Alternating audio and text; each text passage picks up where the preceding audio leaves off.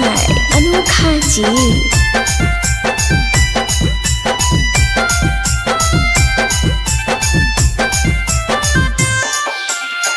फट फट लाग दिल में चोटवा गे सोना पड़ो जब सिंदूरावा फट फट लाग दिल में चोटवा गे सोना पड़ो जब सिंदूरावा पड़ो जब सिंदूरावा जानू रो बहुला भरावा पड़ो जब सिंदूरावा जानू रो बहुला भरावा देखिए के खाई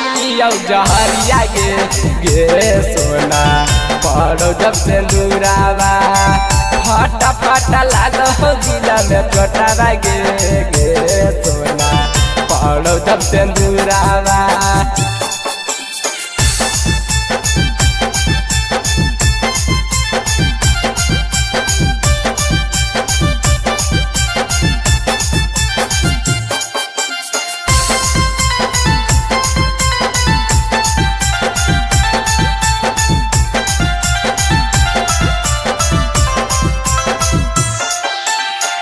माई बाप जबरी तोहर करबहु बियाहबा मरबा के बात धके रोबहु गयराबा माई बाप जबरी तोहर करबहु बियाहबा मरबा के बात धके रोबहु गयराबा चल जही होते भोर हरिया गे सोना पड़ते से नूरावा फट फट लाग दिल में चोटवा गे सोना पड़ो जब सिंदूरावा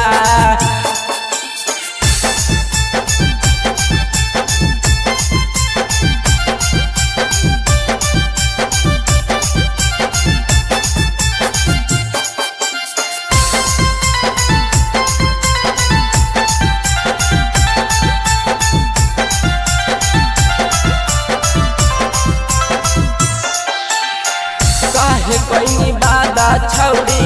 मिथल सियूस से थोड़ी चल जाई तू न